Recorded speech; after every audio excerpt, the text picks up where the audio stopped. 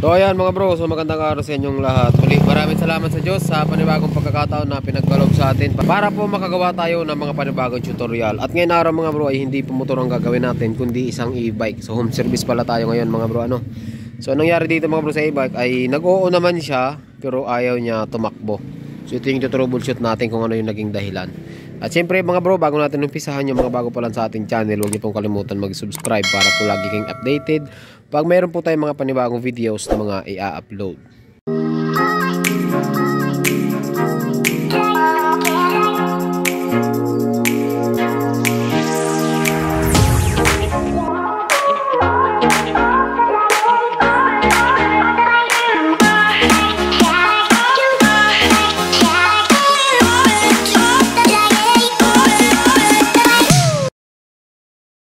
Yan mga bro, so kung makikita nyo, bali kinalas na po natin yung parting head kasi nga tinutroubleshoot na natin. Pati yung controller, chinecheck na natin. So gumawa lang tayo mga bro ng video, baka meron kayong ganitong e-bike na problema ay magawa natin ng paraan or pwede nyo i-troubleshoot kahit mag-DIY lang kayo.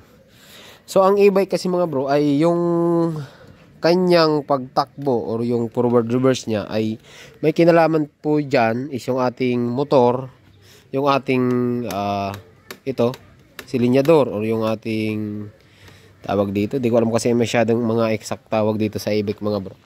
Basta itong ating silinyador mga bro, may wiring kasi to. Yung brake switch, kapag yung brake switch natin mga bro ay sira, hindi rin tatakbo ang motor kahit saang e-bike po yun, ano. Kumbaga kasama na yun sa system ng ating e-bike. Kapag kasira yung brake switch kabilaan, hindi rin tatakbo yan. Siyempre pangatlo yung wiring, hindi rin tatakbo yan mga bro. Yung controller pag sira or yung motor pag sira, hindi rin tatakbo yan. Ito nga, pagka nangyari kasing ganito mga bro na nag-o-on naman siya pero ayaw tumakbo, wag muna kayo magpalit ng mga controller, mga motor kasi mga mahal po ang mga piyesa na yan, ano. So ang e-bike kasi kapag ka nag-on yan mga bro, kapag ka nag-on yan, ito kagaya nyo, tatlo ang, iba ba kasi yung e-bike, merong e-bike na dalawa lang ang gulong, ito, trike to mga bro, tatlo. So kapag ka nag-on yan, kapag ka nag-on ang e-bike mga bro, dapat tatakbo yan ng kaunti, kahit lubat na lubat siya. Once na nag-on yung ating kahit na medyo lubat siya, tatakbo yan ng konti. Basta once na nag-on yung panel niya. So ito kasi mga bro, pag in-on, nag-a-alarm mo. Ayan, gaganyan siya. Tapos hindi siya, ayan, hindi na siya natakbo. So, kahit itakbo natin, nakadrive naman siya, reverse, ganun, ayaw niya talaga. Pero yung alarm niya mga bro, yung alarm niya ay laging tumutunog. Okay.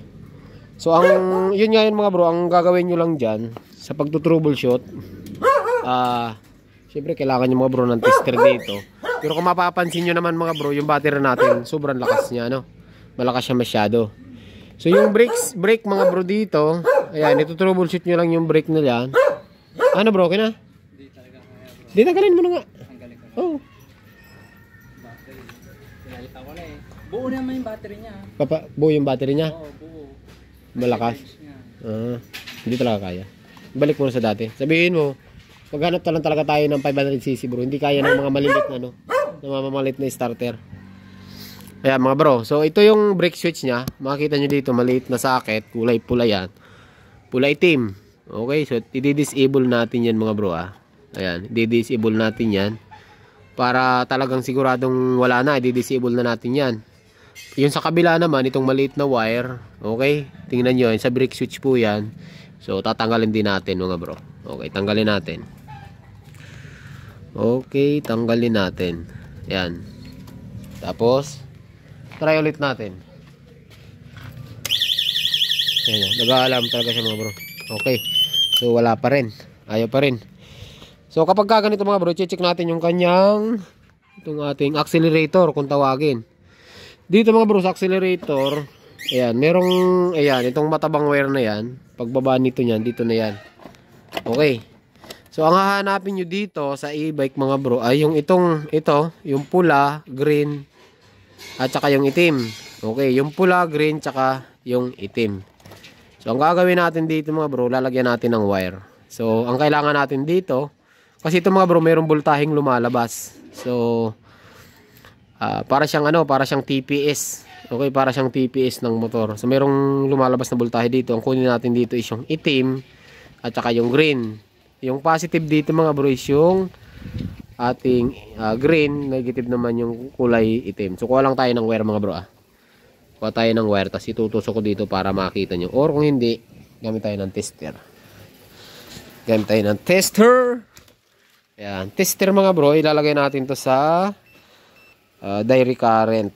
Okay? Sa DC. Tapos isit na ito, total digital naman yung tester natin.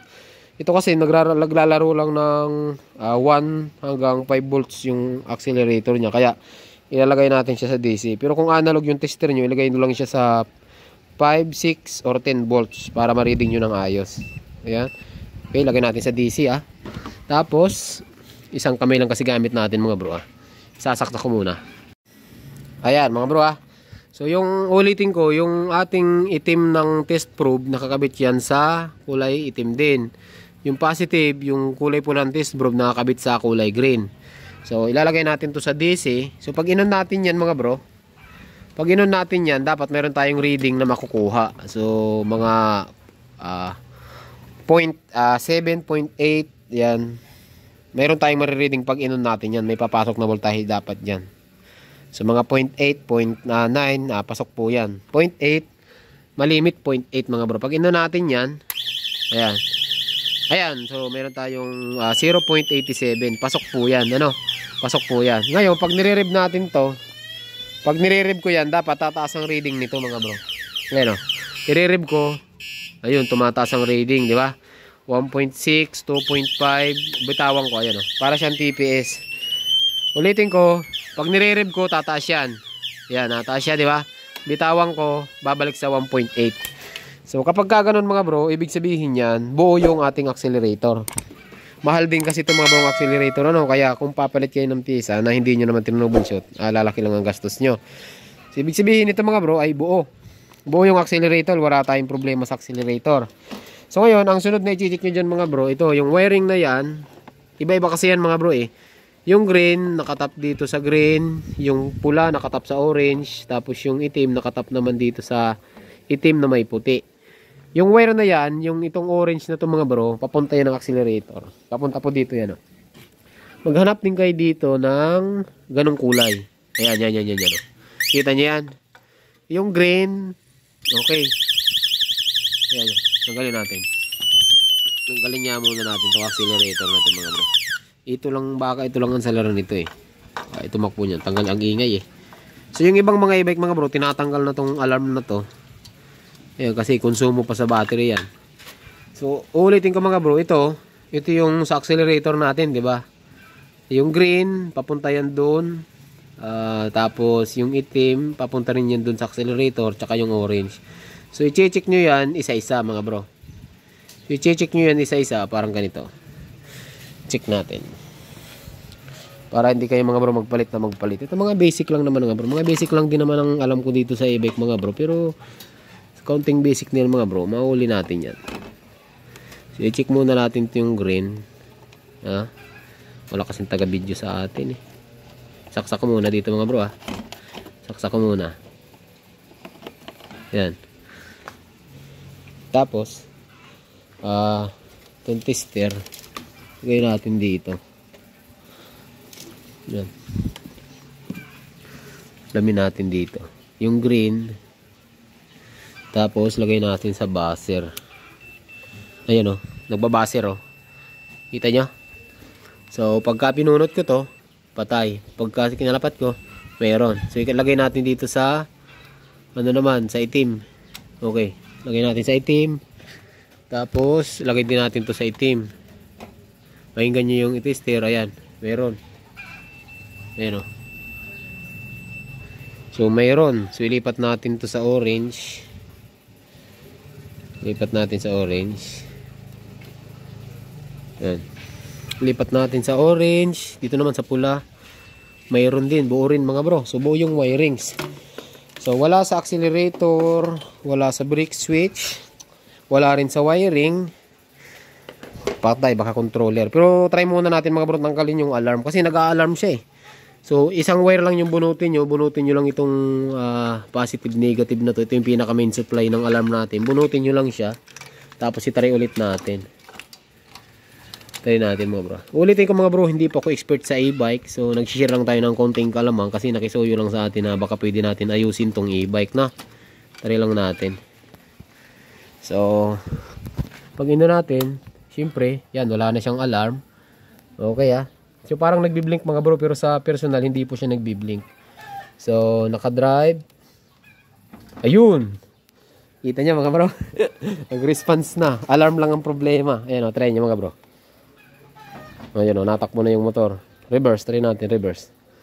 Drive, reverse. Yan, tumutunog. Ayun. Yan.